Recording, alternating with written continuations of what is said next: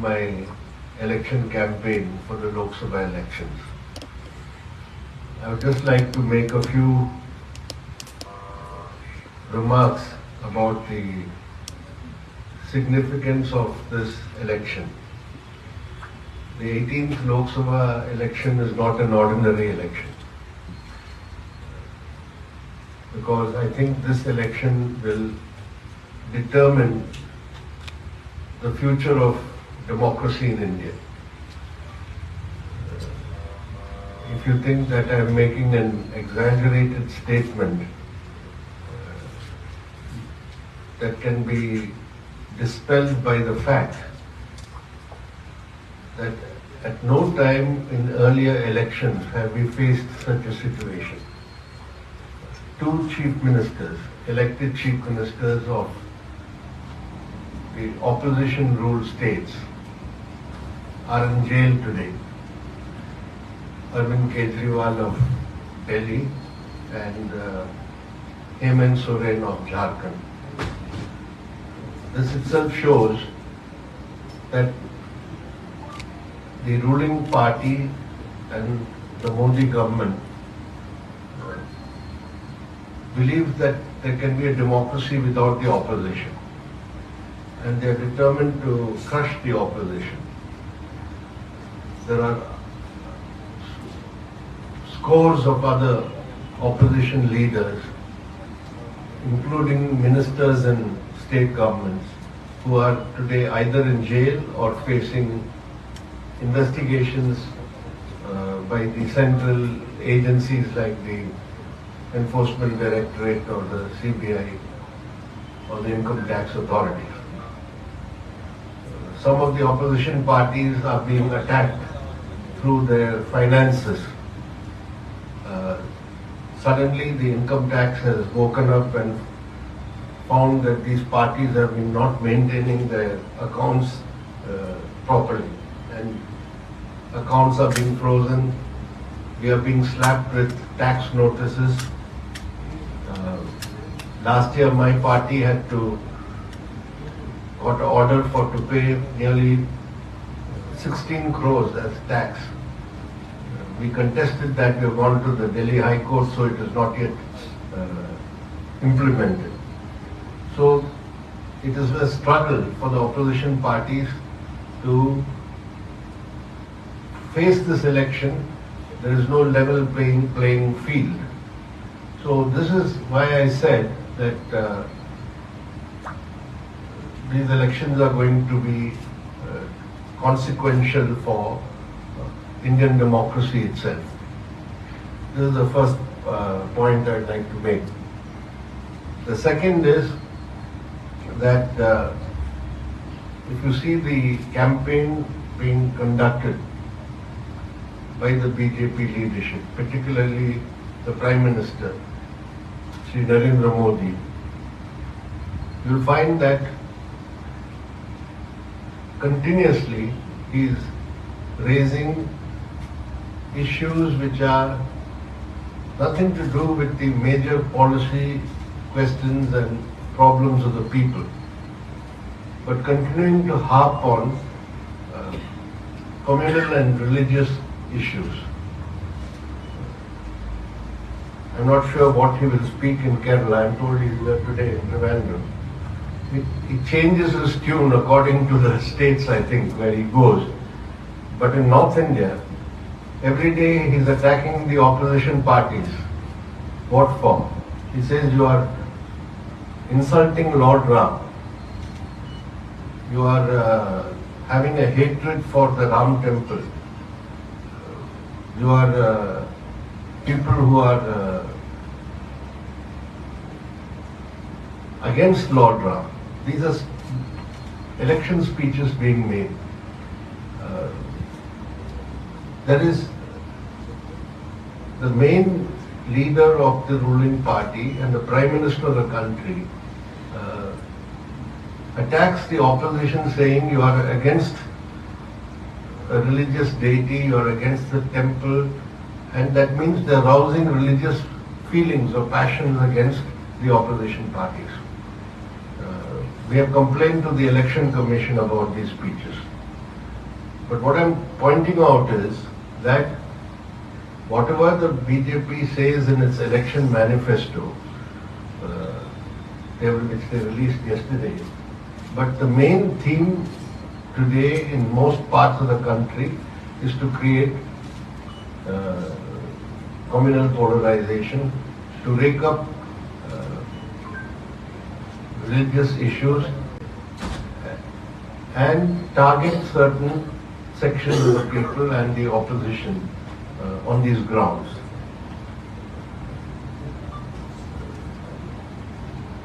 The BJP election manifesto, there is a very, I'll tell you the contradiction between what they say and what they practice. The manifesto says that they will promote production of fish in India, fish production. Pradhan Mantri Matsya Sampada Yojana. Good thing. They want to help fishermen, they want to promote fish production. But what are the speeches the Prime Minister is making? He says, why has Tejasvi Yadav, who is the leader of the RJD, eating fish now? He ate fish during the Navaratra. Navaratra, as you know, is those 9 days. We have Navaratri in September, October, but there are some who also observe Navaratri in April, March, April. Now Tejasvi Yadav is shown eating a piece of fish. So he's saying he's doing a wrong thing. He's offending religious sentiments by eating fish. So according to Prime Minister Modi, March, April 2 weeks, September, October 2 weeks, 9 days, 9 days. So for 20 days, people should not eat fish in India. Can Malayalis accept this? See? On the other hand, he says, I'm going to promote fish production. Matsya Sampada Yojana is being propagated. So what I'm saying is there's a vast gulf in what they say, what they project in their manifesto and what exactly they preach and practice. So the communal agenda is very much there in this election also. And therefore, democracy, secularism, and the third aspect is federalism. You know that very well in Kerala. Now you have governors behaving like viceroys. You have legislations passed by the state legislature which are not approved by the governor. You have resources which the state should get being deprived by the center. And every aspect of states' rights under the federal system is getting undermined. So they have promised one nation, one election in the manifesto. That is, from panchayat elections to the parliament election, there will be only one election. So what they don't say is there can be only one election and one leader in this country. That is, the states, the diversity of our states, the multiplicity of political parties in this country, all that has to be steamrolled through this one nation, one election, and also the authoritarian centralized unitary model which they want to impose in this country. So, in short, if the BJP and Sri Modi comes back to power, we can say goodbye to democracy in the present form, to secularism that we have had in this country under the Constitution, and whatever federal principles or federal features that we have in our Constitution. That is why my party, along with all the other secular opposition parties in the country, are united in one single aim, that is to defeat the BJP and its allies, and to see that there is a alternative secular government at the center. For that, it is important that the left parties in our country are given the due representation and strength in Parliament. Because the past experience of our political history shows that only if there is a strong left in Parliament can there be a effective, stable, secular government which will adopt pro-people policies. You all know the experience of the 2004 election, after which the UPA government was formed.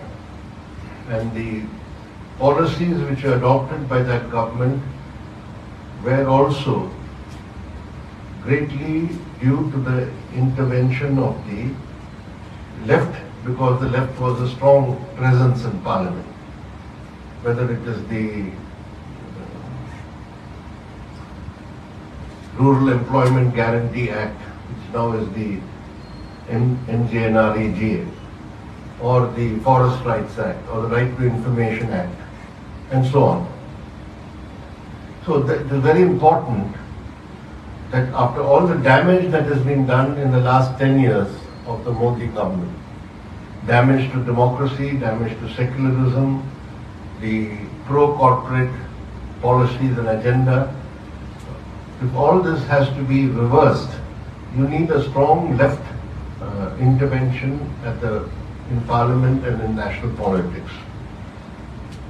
The other aspect is, in case this does not come about, if the BJP is not defeated and there is no alternative government, then also it becomes very crucial and important that the left is there with a stronger presence in Parliament. Only then can there be a firm and consistent fight against the communal corporate agenda of the BJP. There can be no compromise if the left is there with the soft Hindutva approach. There can be no compromise on neoliberal pro-corporate policies if the left is effective or strong, and federal principles, the rights, which is going to become very important. That also will be possible only if the left is strengthened. So that brings me to the final point, that in Kerala, the fight here is mainly between the LDF and the UDF. So people may say, what is the difference, what is the message? BJP is not going to come. But you have to see the all India picture. We are confident that the BJP will not open its account here in Kerala in the parliament election. But that's not the situation in much of the rest of the country. And if you want the fight against the CAA, if you want the fight against the black laws like the Unlawful Activities Prevention Act, the PMLA, which is being used, Prevention of Money Laundering Act, which is used by the ED every time. ED enters every case now. If somebody receives 50 rupees bribe, that also ED investigates.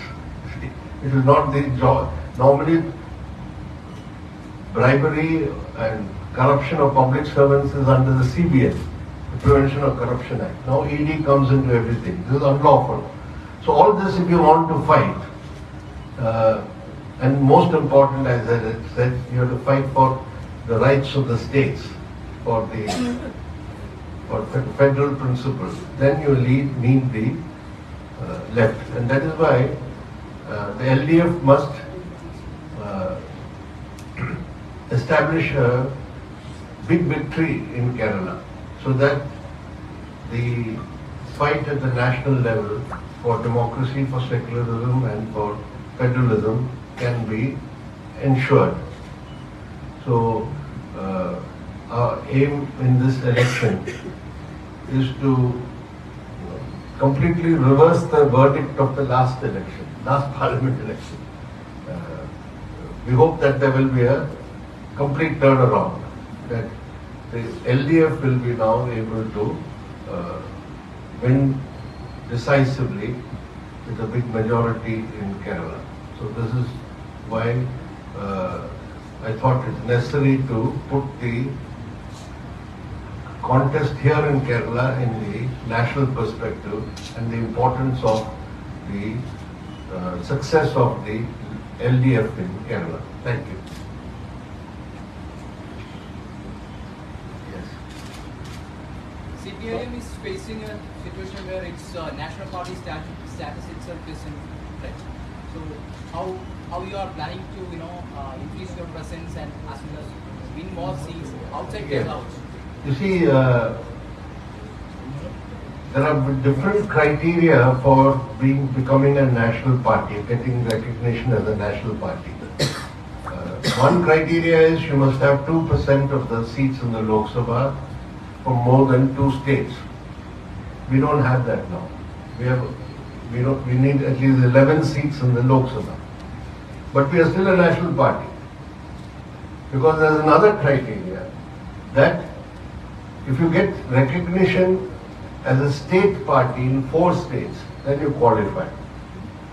It is on that basis that we have qualified to be a national party, not on the first set of criteria, which is 2% of the seats in the Lok Sabha, but on the second criteria where you have to be recognized in states, each 4 states as state level parties.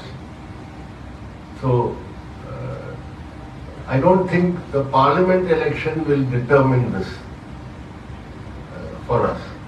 Because even if we get more than 11 seats out of more than 2 states, then we qualify. But otherwise, we will qualify on the criteria. What we are hoping to qualify is that we get recognition in 4 states as state recognized parties. That is how, for example, AP is now a national level party recognized, not because they have 11 members in the Lok Sabha. They have only 1 member in the Lok Sabha from Punjab, and he has defected now to the Congress just 10 days ago. But they are still a national party because they are recognized in 4 states. I think in Delhi, in Gujarat, in Punjab and Goa. So we also will go through that route. We have already a national party and we hope to maintain that. Comrade, what is your prediction of results? What is your prediction of results? Do you expect the 2004 like situation? Well, I'm not into predictions now, right now. I think it will be a very brave man who has to make a prediction at this stage, especially now when the first phase of the election is not over. But what I foresee is that since there is a wide-ranging understanding between all the major secular opposition parties, the chances of a broad coalition of such parties coming to power is there. Exactly not in the way of 2004 probably, because it was limited to one set of opposition party. I think if there is going to be an alternative government, it will be a broader coalition. Yes. UDF-SPPI alliance criticize ചെയ്യപ്പെടുന്നുണ്ടോ? അപ്പോൾ അതേപോലെ തന്നെ LDF-PDP alliance ഇപ്പോൾ ചോദ്യം ചെയ്യപ്പെടുകയാണ്, criticize ചെയ്യപ്പെടുകയാണ്. എന്താണ് അതിനെക്കുറിച്ച്? Communal alliance in Kerala. I don't think there's any such alliance. There's no alliance. We don't have any such alliance. I think apart from the parties within the LDF, that is the alliance we have. As far as the SDPI is concerned, there is a specific context in which the criticism came. All of you know that. Because of the Popular Front of India, PFI, its connection to the PFI. It is actually the political wing of the PFI.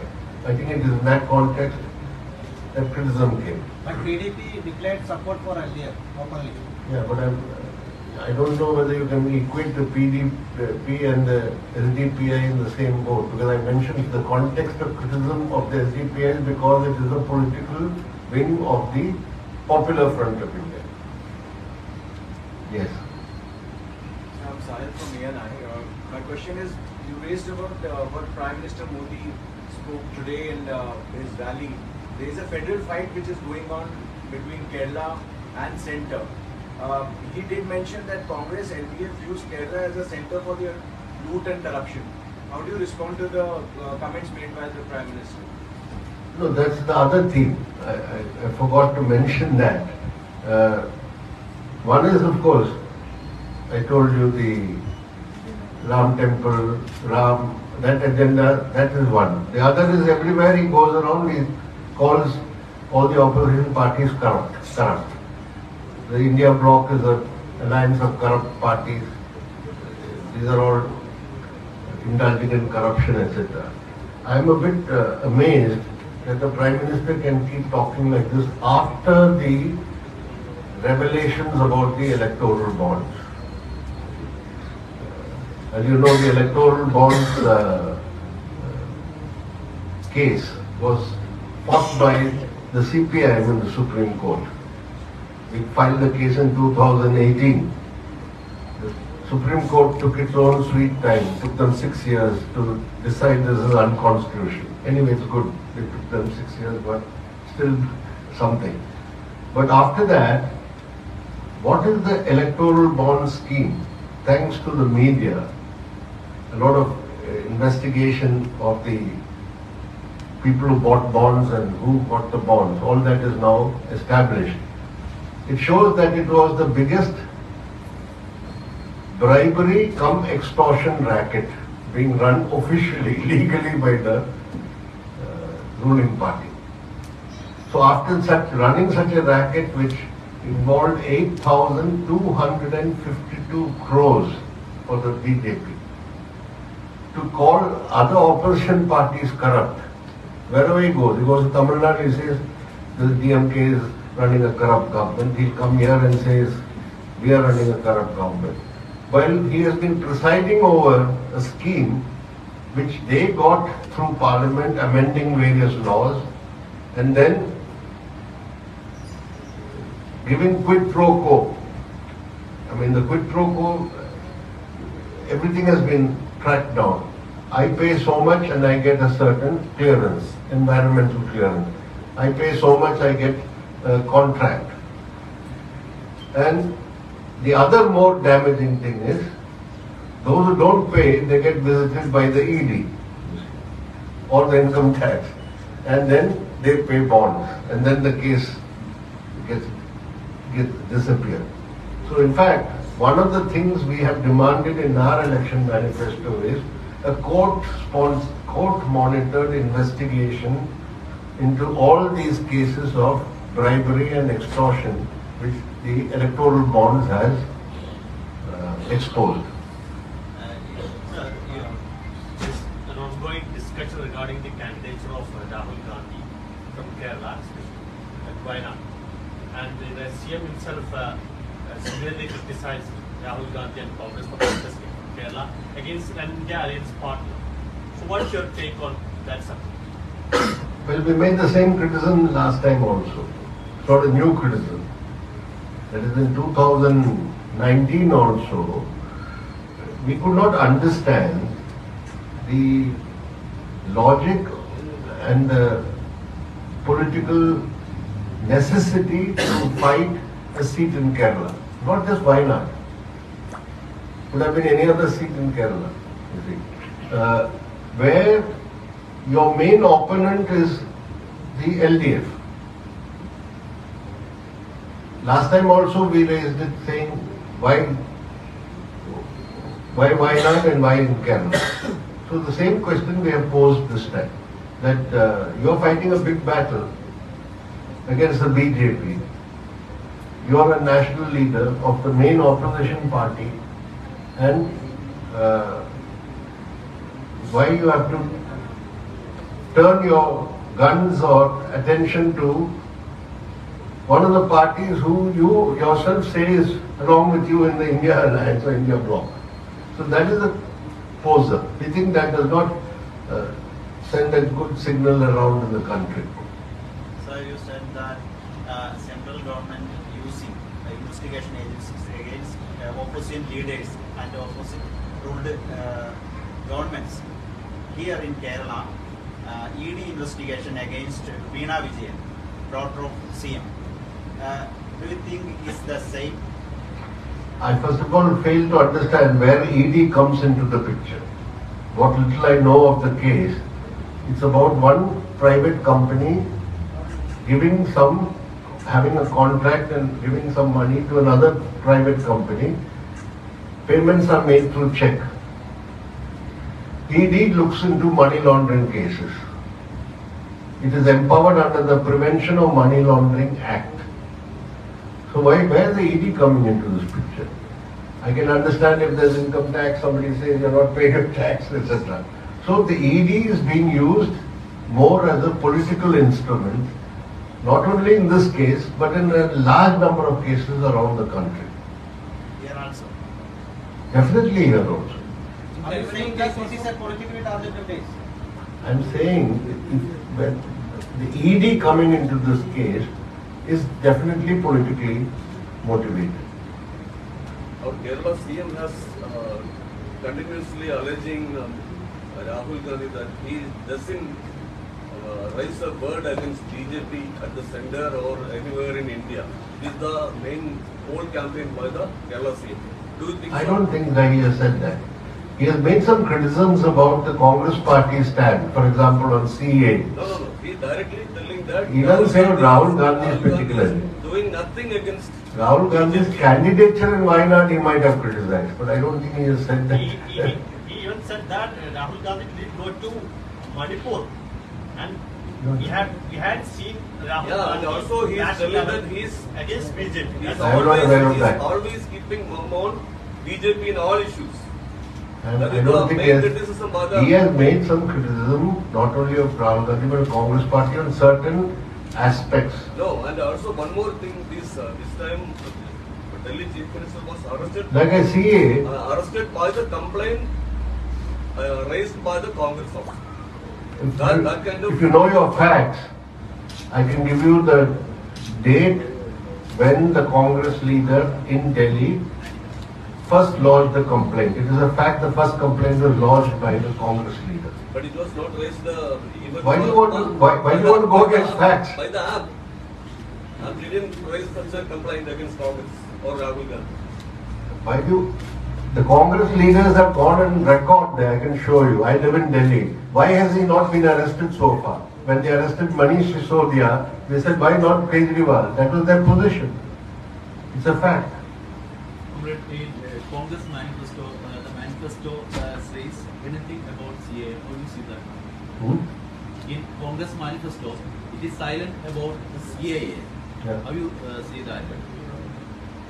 Well, they have to explain that, I don't know. Because they had taken a formal position against the CAA when it was brought in Parliament, but after that they have not been at all forthcoming in the campaign against the CAA. And there are some significant absences in the manifesto. For example, every opposition party has been victim of the ED and the PMLA. Our party has said we'll scrap the PMLA. We want the scrapping of the PMLA. And the ED should not have any law enforcement powers. It started as an agency of the Department of Revenue under the Ministry of Finance. It is not like the CBI. CBI is manned by police officers. It is under an act, the Delhi Police Act. These are IRS, income tax officers, civil servants. Now they have become super policemen. They can raid, they can seize assets, they can arrest people. So we have said ED cannot remain a law enforcement agency. They can be a purely intelligence gathering agency. Now the Congress has kept silent on these draconian laws. That CA is one, but also UAPA, Unlawful Activities Prevention Act, PMLA, ED. The Congress leadership, Sonia Gandhi and Rahul Gandhi, are being investigated under the ED, PMLA, for the National Herald case. Cases have been filed against them. You can't say use ED in Kerala against the Chief Minister, but we oppose the use of ED against Sonia Gandhi and Rahul Gandhi. We are consistent. We are against the use of ED against any political leader or any opposition party. Whether it's Kejriwal, whether it's Sonia Gandhi, whether it is Pinarayi Vijayan, whether it is MK Stalin. We are against the use of the PMLA and ED. So we have taken a position saying these are threats to democracy, our democratic setup. So these laws must go. I think the Congress party, in their hurry to finalize the manifesto, has missed some of these important aspects. Yes, anything more? One more question. In 2004, when the first UPA came into power, he was the General Secretary of CPM, and then you decided to support from outside. If in 2024, if there is India Alliance will come into power, whether the CPM will join with that government or not? I was not the General Secretary in 2004. I was the General Secretary in 2005. Just factually. So our party stand has always been consistent. We will support governments from outside unless we feel we are in a position that we are strong enough to be in government to make the policies.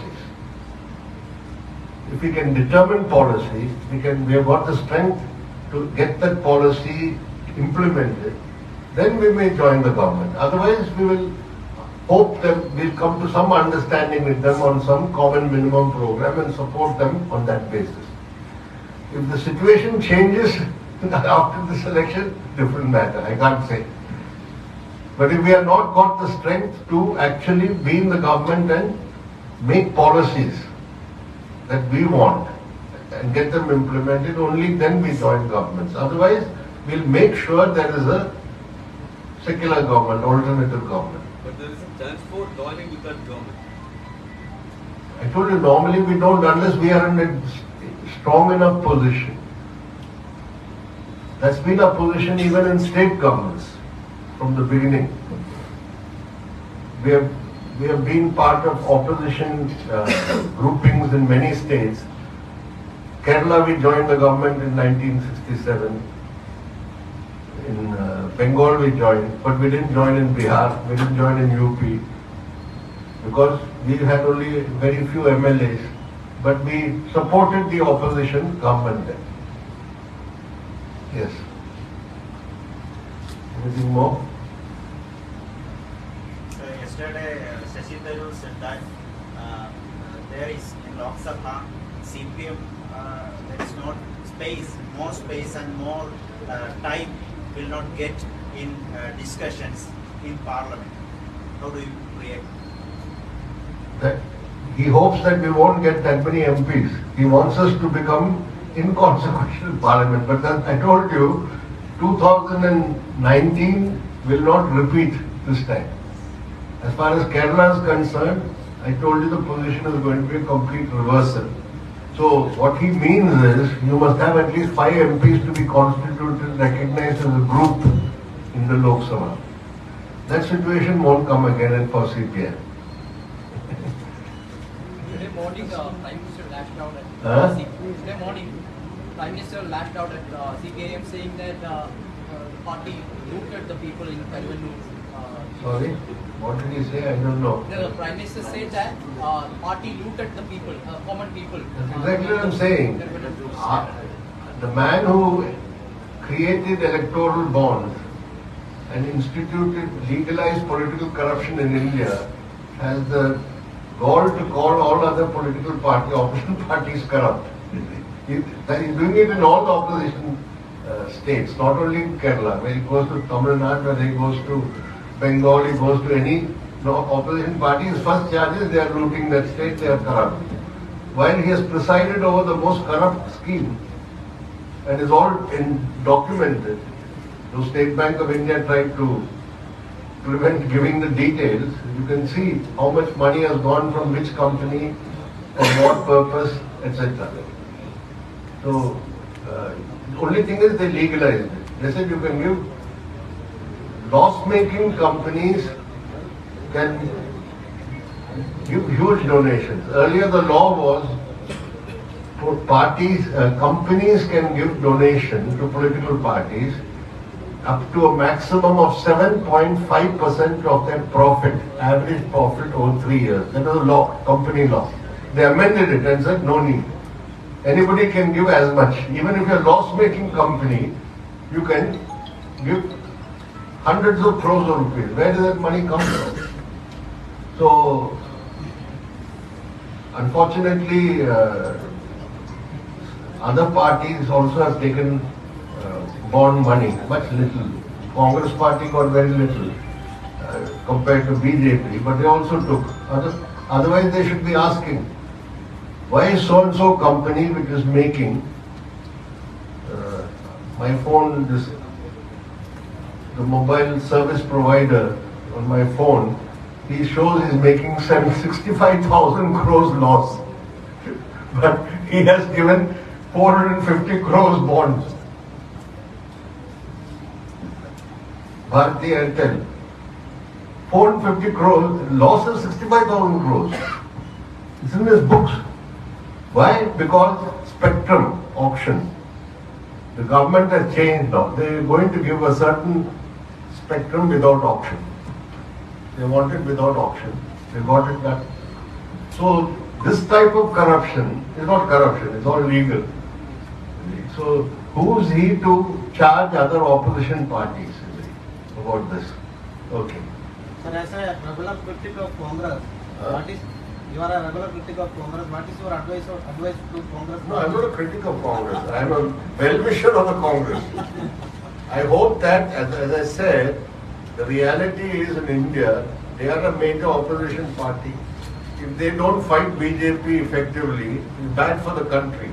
So I'm only giving them friendly advice. That's all. Okay. But the BJP is accusing Congress is becoming more and more left. Even their manifesto is also left-oriented. The BJP is so right that anybody left of them they consider very left. They have become so right-wing, the BJP, that I said that corporate nexus with the corporates is so strong now that anybody who does not agree with that corporate nexus, they say is left. I know Modi has made that charge, that the Congress manifesto shows communist infiltration of ideas or something, is that communist ideas have come into the Congress manifesto. Right. These companies which have paid to electoral bonds to BJP have also paid directly to CPIM also, like Mekha, company like Mekha. Bonds, they have never got bonds. If any money we have taken, we have always taken by check. And that will be in our books. But electoral bond scheme, we didn't even open a designated account. You have to have an SBI account on which you can receive bonds. He said, we won't open, we don't want the bonds. We suffered for it because many people who used to give us money earlier said we will now give only through bonds. We said we can't take bonds. So we didn't take the bonds. Yes. Thank you.